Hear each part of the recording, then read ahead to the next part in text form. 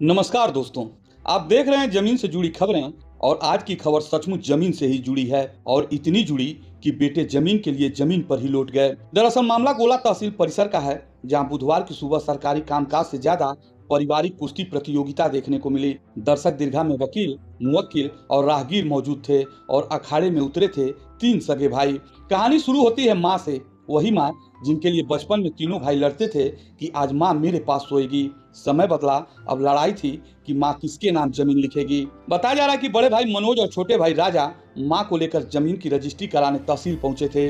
सरकारी दफ्तरों में जहां लोग फाइलों के पीछे भागते हैं, यहाँ भाई रजिस्ट्री के पीछे भाग रहे थे। लेकिन परिवार की कहानी में ट्विस्ट तब आया जब मझले भाई प्रदीप को भनक लग गई। और भारतीय परिवारों में भनक का मतलब होता है अब असली ड्रामा शुरू। प्रदीप जी भी तहसील पहुंच गए। पहले शब्द चले, फिर स्वर ऊंचे हुए, फिर संस्कार नीचे गिर गए और देखते ही देखते तीनों भाई लोकतंत्र की तरह हाथापाई पर उतर आए। प्रत्यक्षदर्शियों का कहना है कि वहां ऐसा दृश्य था मानो तहसील परिसर नहीं, पारिवारिक महाभारत का लाइव टेलीकास्ट हो। कोई कॉलर पकड़ रहा था, कोई धक्के दे रहा था, कोई जमीन पर गिरा रहा था और बीच में माँ जमीन पर बैठी बेटों से कह रही थी, बेटा झगड़ा मत करो।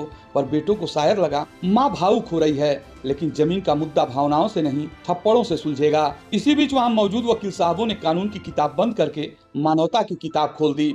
उन्होंने किसी तरह तीनों भाइयों को अलग किया, क्योंकि अगर केस वहीं दर्ज हो जाता तो बहस का विषय होता माननीय न्यायालय। यह जमीन की लड़ाई थी या फुल कॉन्टेक्ट सपोर्ट। घटना का वीडियो सोशल मीडिया पर वायरल हुआ। आजकल न्याय से पहले वायरल होना जरूरी है, क्योंकि अगर वीडियो न बने तो झगड़े की आधी मेहनत बेकार मानी जाती है।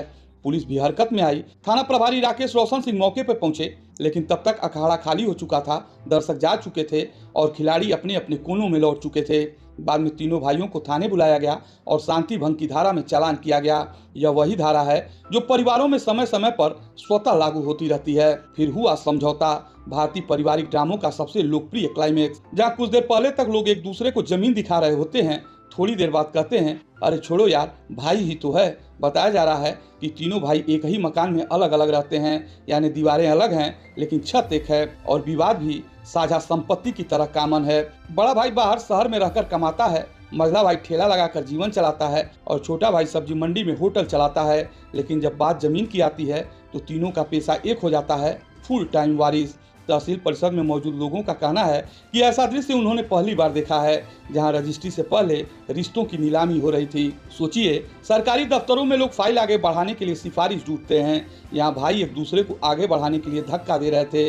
और सबसे दिलचस्प बात, झगड़ा खत्म, समझौता हो गया, लेकिन वीडियो अभी भी सोशल मीडिया पर घूम रहा है। यानी परिवार शांत है लेकिन इंटरनेट पर अब भी सक्रिय है।